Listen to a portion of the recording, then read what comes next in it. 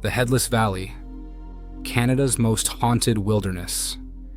In the far reaches of northwestern Canada lies a land few dare to explore, the Northwest Territories. It's a place of staggering scale, 4 times larger than Germany, yet with a population of barely 50,000. It's not just empty, it's wild. Thick forests stretch endlessly. Mountains rise like stone guardians. Rivers cut through the land with brute force. And the animals? Bigger, meaner, and more unpredictable than almost anywhere else in North America. Even seasoned outdoorsmen treat this place with respect. But inside this already dangerous region is a zone even more feared, the Nahanni Valley. This 11,000 square mile wilderness lies near the center of the Northwest Territories. Officially, it's a national park, designated in 1976, but don't picture paved trails or cozy cabins. There are no roads in, no tourist services, no cell coverage, nothing.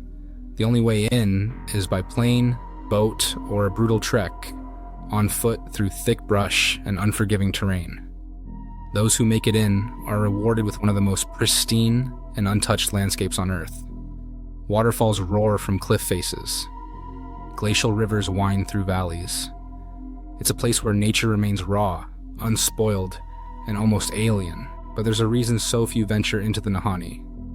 Locals believe it's cursed. For thousands of years, the valley has defied settlement. Indigenous tribes who entered often disappeared. The Naha tribe was the most famous case, vanishing overnight without a single trace. Their shelters were left standing. Food was still on the fire. But the people? Gone. Other tribes fled, terrified, claiming they were hunted by white demons, or massive otherworldly wolves called wahilas. Outsiders dismissed the stories as myths, but then came the bodies. In the early 1900s, strange and gruesome discoveries began surfacing from within the Nahanni. Corpses, real ones, were found headless, not mauled, not eaten, just missing their heads. Theories ranged from wild animals to murders by rival gold seekers, but none fully explained what was going on. And then came the McLeod brothers. In 1904, 3 brothers, Willie, Frank, and Charlie, decided to try their luck panning for gold in the Nahanni Valley. Their logic was simple. If gold existed there, chances were good it hadn't been found yet. After all, almost no one had ever made it in or out of the valley alive. Their journey in was brutal. Using sled dogs, trains, and makeshift boats, the brothers finally slipped into the valley. They followed the Flat River, a winding, often violent waterway that cuts through the Nahanni like a vein. Despite its name, the river is anything but calm. Rapids rip through it in places, and the water is frigid year-round. Eventually, they found a promising spot along the riverbank. They set up camp and started prospecting. They used gold sluices, narrow wooden boxes placed in the current to catch heavy particles like gold while allowing water and lighter sediment to wash through. And it worked. Fast. The brothers struck gold almost immediately. By day, they worked the river. By night, they guarded their growing stash. After a couple of days, every container they had was overflowing with gold. It was time to cash in. They broke down their camp, packed up the gold, and loaded everything into their boat. But just as they began the journey back, the river turned on them. A stretch of violent rapids tore their boat apart. The boat sank, dragging most of their supplies, including the gold, into the icy depths. Miraculously, the brothers survived. They managed to salvage some essentials: a rifle, some tools, and enough wood to start over. They swam to shore, soaked, freezing, and exhausted. They had no idea that their nightmare had only just begun. The McLeod brothers were crushed. Watching their fortune vanish beneath the rapids was a brutal blow, but they were alive. They had supplies, and they still had one working gold sluice.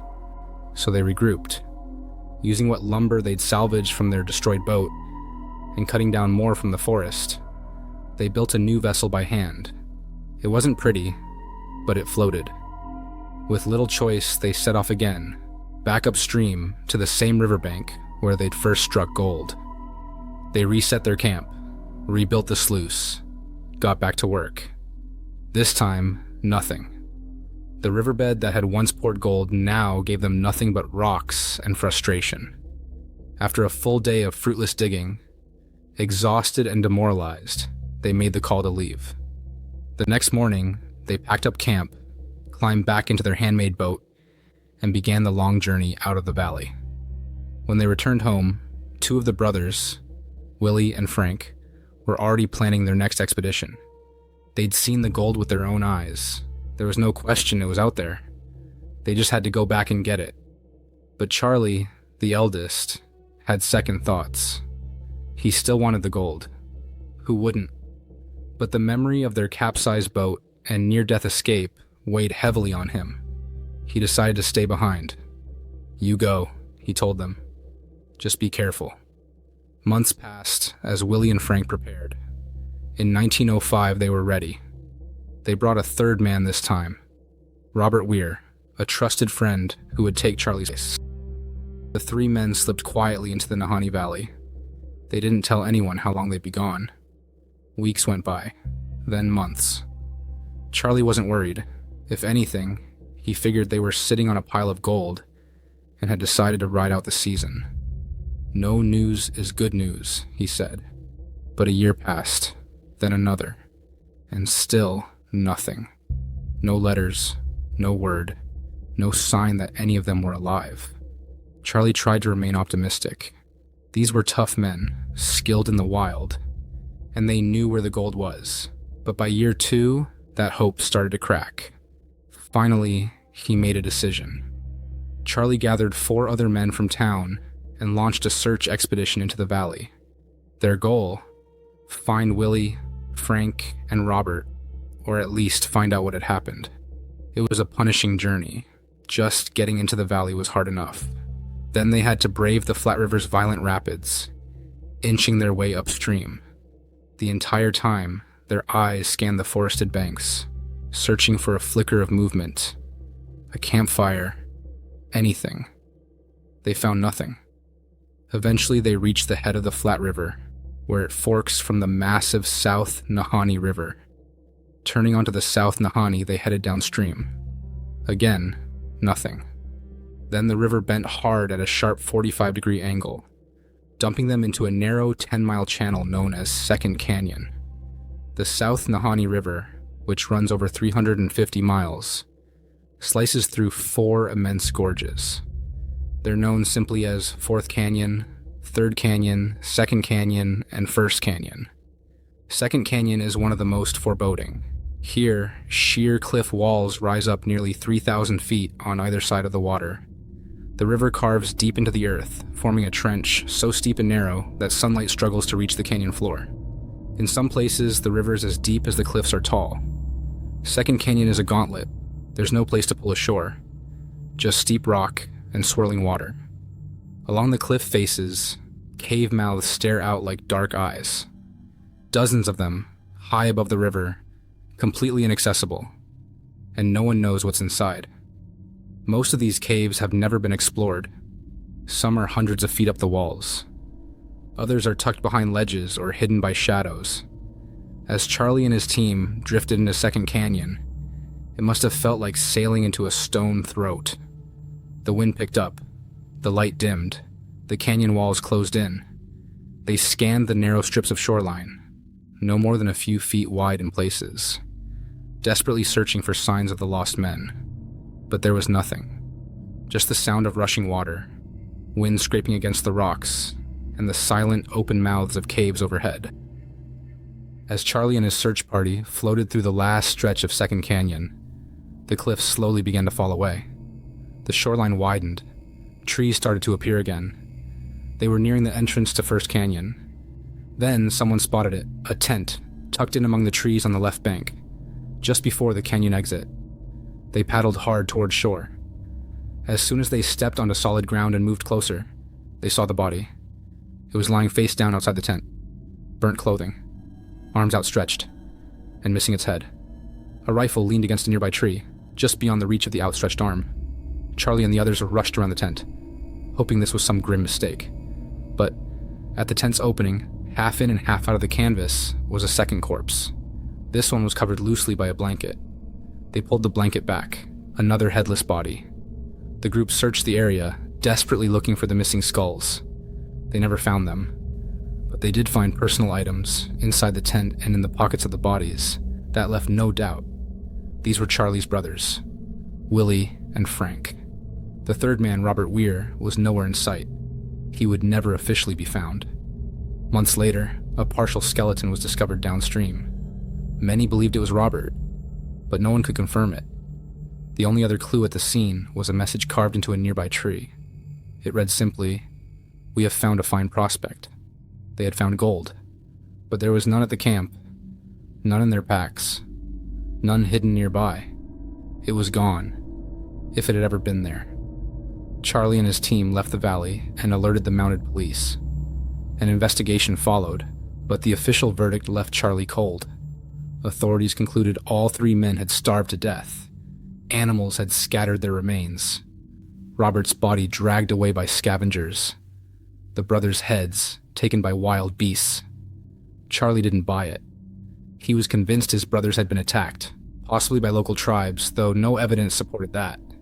The police dismissed the theory. They closed the case. But when the story hit the news, it exploded. Public opinion split into two camps.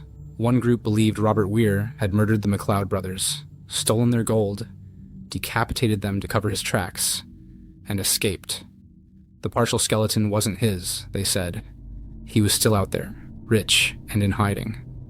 The other group thought all three men had been ambushed by a person, a group, an animal, or something unknown.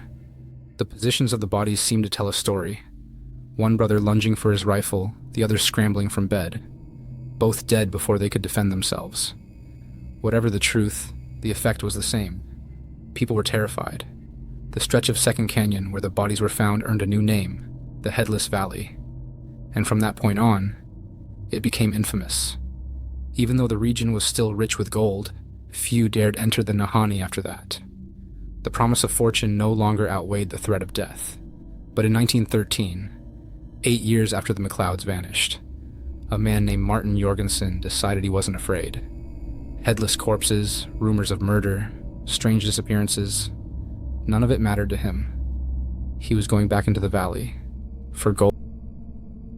In 1913, he set out alone into the Nahanni Valley, determined to strike gold. He followed the flat river nearly 70 miles upstream from where the McLeod brothers had been found. There, he built a small one-room cabin and planned to stay through the winter. The idea was simple: mine all season, then meet his partners the next summer with whatever riches he'd pulled from the earth.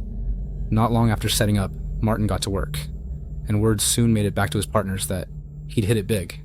He'd found gold. Excited, his partners made plans to meet him at the agreed spot just outside the valley when summer came around. But when the time arrived, Martin never showed. They waited several days. Still nothing. Worried, the men headed into the Nahanni to find him. They followed the same river route he had described months earlier and eventually reached the area where he said he'd built his cabin. They found it, what was left of it. It had been completely burned to the ground. Next to the ruins was a charred body. Headless. It was Martin. The police launched an investigation but came up empty. No clear cause of death. No trace of the gold Martin had claimed to find. And once again, no skull.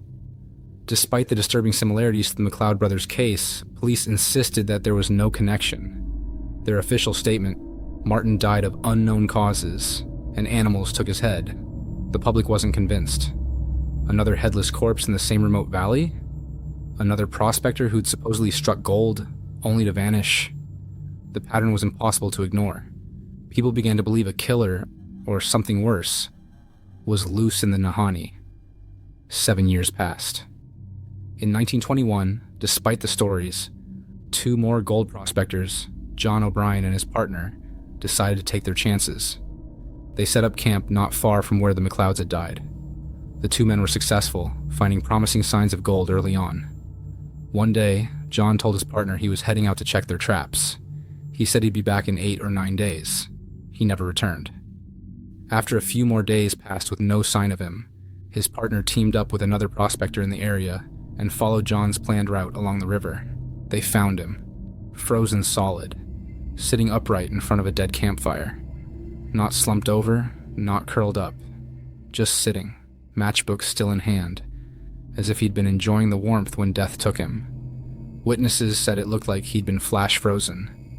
There were no signs of struggle, no panic on his face, just stillness.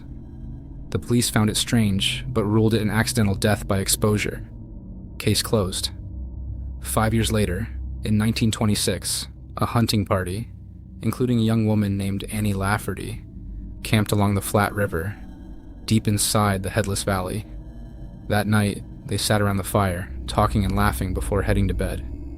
In the morning, Annie was gone. No one had heard anything. No one saw her leave. The group searched the immediate area, calling out her name. Nothing. They spent the rest of the day combing the woods, but there was no trace of her. Eventually, they left and notified the authorities. A large search party was organized. Annie was never found. Several months after Annie Lafferty vanished, a man named Charlie came forward. He hadn't been part of the hunting party, and he didn't know Annie, but he'd been nearby, camping along the Flat River. One day, he overheard someone talking about a woman going missing in the valley, and it stopped him cold.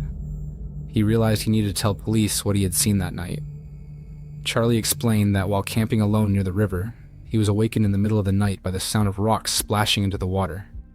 He sat up, looked out across the river in the moonlight, and waited. More splashes, this time to his left. It wasn't a rock slide. It sounded like small or medium-sized stones being kicked or knocked loose. Then he saw her. A naked woman, pale white, moving on all fours up a rocky slope. She was scrambling along the edge of a cliff, and as her hands and feet struck the ground, loose stones tumbled into the river below. Charlie froze.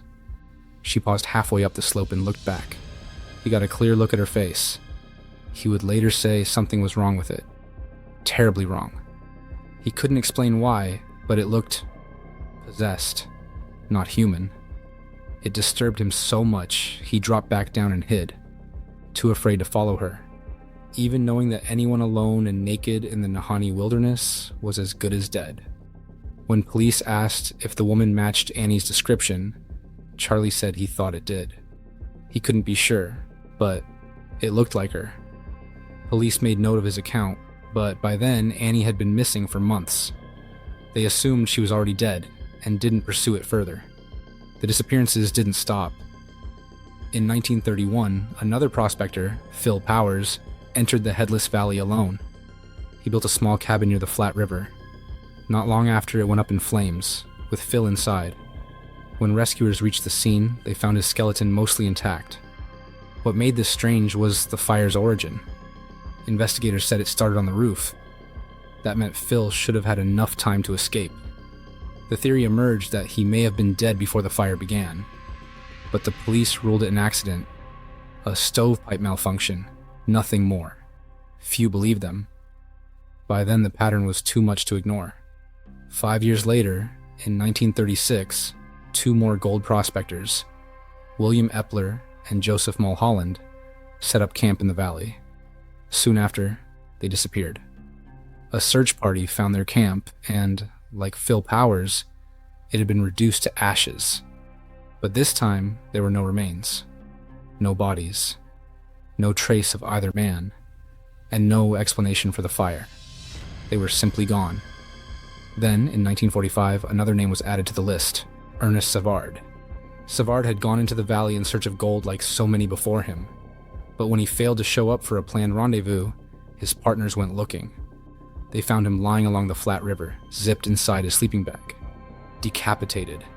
The police again called it an accident, said he likely died of natural causes or exposure, and that animals had carried off his skull.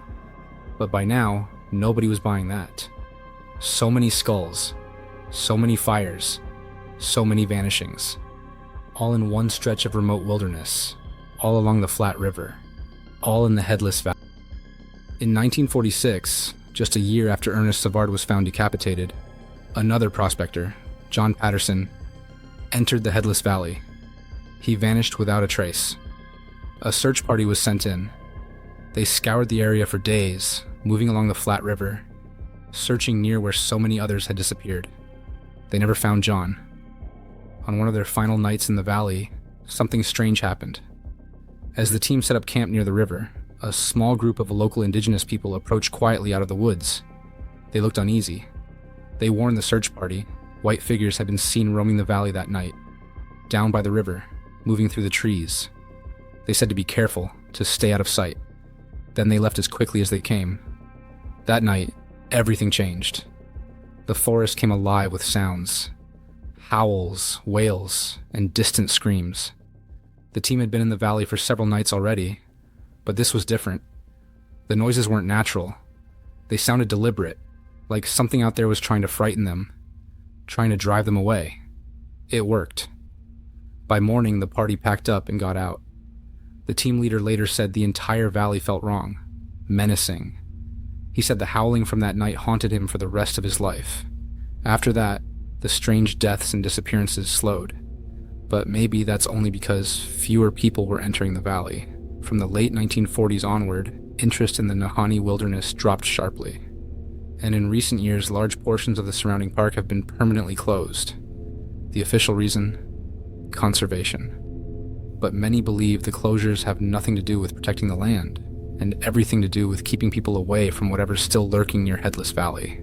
Because the facts remain, over the past 100 years, dozens of people have gone missing or died under chilling, unexplained circumstances inside that stretch of wilderness.